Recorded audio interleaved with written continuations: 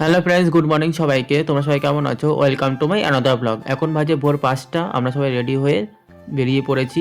Actually 1 ঘন্টা আগেই বেরোতাম, কিন্তু গেটে তালা ছিল বলে আর বেরোতে পারিনি। আর এখন বেরোনোর কারণটাই হচ্ছে সূর্যোদয় দেখব। তাই এখন টোটো ধরে চলে আসলাম সি বিচের সামনে।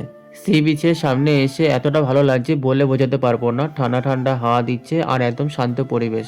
তারপরে যত সামনের দিকে যাচ্ছি আর এখানে আসার পর দেখছি ভালোই লোকজন এসেছে এত সকালবেলা সূর্যোদয় দেখার জন্য। তারপরে আমরা সবাই সামনে দিয়ে একটা ছোট্ট নদী দেখতে পাচ্ছ, সেই নদীটা পার করলাম। এই দেখো, বেশি জল নেই, যতবারই এখানে আসবো ততবারই পার করতে হবে, এটা সবসময় থাকবেই। তারপরে এই ছোট্ট নদীটাকে পার করলাম। এই নদীটাকে পার করার পর আমার বেশ ভালোই লাগছিল।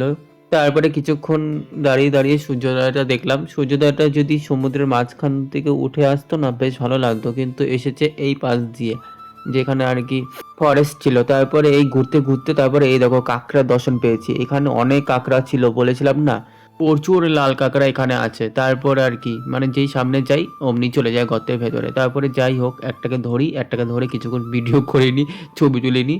তারপরে আমিও কিছু ভিডিও ক্লিপ নিলাম। ভিডিও ক্লিপ নেওয়ার পর ছবি তুলে নিলাম। ছবি তোলার পর এখন চলে যাবো আবার হোটেলে। হোটেলে গিয়ে আবার ড্রেস চেঞ্জ করে আবার আসবো, কারণ কালকে বিকেলবেলা সেরকম ছবি তুলতে পারিনি।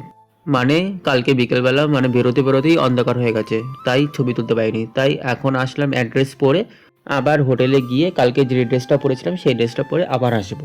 এদিকে হোটেলে যাওয়ার আগে ব্রেকফাস্ট করেছিলাম। ব্রেকফাস্টটা করে মানে টোটোওয়ালা কাকুদের ফোন করেছিলাম, বলেছিলাম আমাদের নিয়ে যাওয়ার জন্য।